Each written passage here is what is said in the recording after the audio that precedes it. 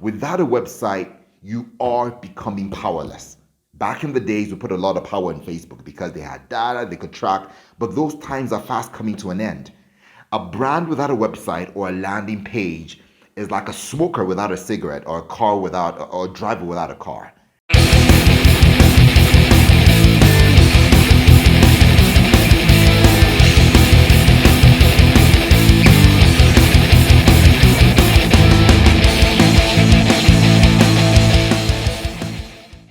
We spend a lot of money on TV, right?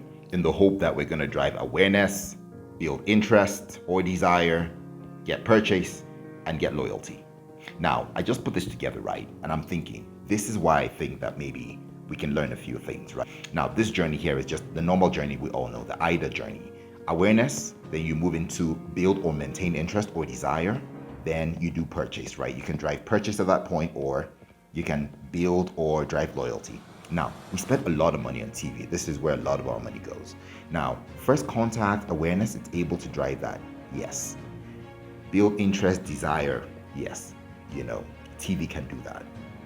Purchase, the reality is, not really. It can somehow, in some cases, but not really. You can never bank on TV for you to convert to purchase all the time. Loyalty, TV, radio, outdoor, those don't build loyalty. You're not going to get loyalty from TV. Now, we have no control. All of this where we spend our money, we have no control or tracking it post the spend. Once the spend is kicked off, we can only hope that what the media house said in terms of reach, in terms of frequency, is correct. So it's totally, it's a net that we cast out there in the ocean, hoping that what the fisherman said is right. It's dangerous, and in these times of information proliferation, it's hard, to really trust it. But we spend a lot of money in there, and that's why the other channels become so important. Now, the second space where we spend a lot of money as well is on digital, and we've done so well, really driving digital in that space. But it has its own loose cannons as well. Now, awareness, the reality about this, it will drive awareness somehow, but not really. Digital is not necessarily that first space for awareness. It's a space for interest, desire, and when you come to your interest, desire, yes, you will build that. Digital gives you your interest, desire, then purchase, somehow, but not really. You get to see it sometimes converting, but it's not a sure banker, where it's omni-channel, right? They're checking everything at the same time. So you really can't be too sure. Loyalty, yes. Your social, your Facebook, your YouTube, that will build loyalty. People will look at you and get loyal to you. It's a channel to build loyalty. But when you think about it, it's still 2 out of 4. And today we spend a lot of money here, but we do nothing with the likes, with the engagement, with the activity. Even 1 million likes with no direction is like a waste of money, right? Because people like it, but they stay there. What do you do with those likes? Where do you convert it to? What's the journey after the likes? I've seen a brand manager once that celebrated getting like 7% engagement, which was a really great score globally, but at the end of the day, it translated to nothing. Sales funnels are needed by every brand. In the past, we used to think that retail brands don't need sales funnels, but those times are gone. A sales funnel helps you track, convert, and journey with your consumer on a deliberate path that we can actually design and take them on. So I think there's a lot with these likes we're getting an engagement, but what do we do with the journey? Now, the big one, right, where some of our categories are winning big time. Sampling, when you think about it, awareness, yes. Interest, yes. Purchase, most likely, you see it's changed, most likely because it's direct interface, but still not really. Loyalty, no. Sampling won't build you loyalty. And that's where sampling falls back on its feet, right? Because it doesn't get you loyalty. It only gets you a little bit of, it gets you your awareness, your interest, and your purchase is still 50% in that space, but loyalty done. And today we do a lot of sampling, but we treat them as quickies, right? It's in and out, and it's quick, it's not relational. It doesn't open the door for that big gap of loyalty that we need to drive, right? Now, I've put this final one in here, right, as a website or a landing page. Notice I said a website or a landing page because it can be either.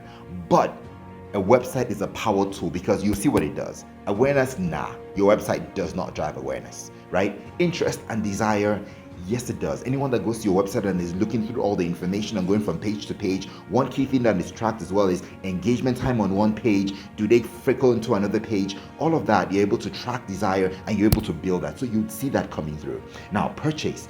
Anybody that goes to your page is super likely to make a conversion or to buy you the next time he's in store because he's gotten to your page. It's just like social media, right? If someone goes to your page to view it, he's most likely going to follow you. You're right?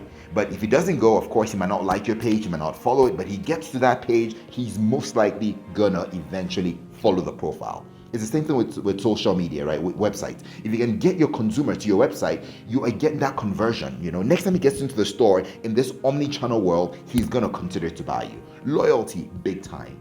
Websites drive a lot of loyalty in that space. But the big thing about the website and the power tool is it helps you gauge, measure directionally, and control, what is happening with your consumers, right?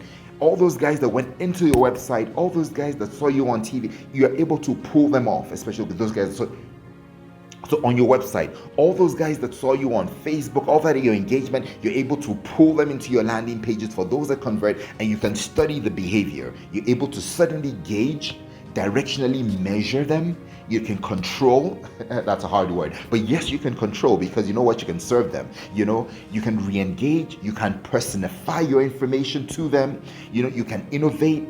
They can go to certain dishes. You certainly know the biggest dishes that they're checking out, the biggest topics they're looking at. It helps you innovate, so it's a superpower channel. It's like the cockpit of the plane. It's a data unlocker. It unlocks data that is specific to your brand, that is specific to your super consumer. Then suddenly you're able to really start to build stuff. And this is where we suffer, today, especially retail FMCG.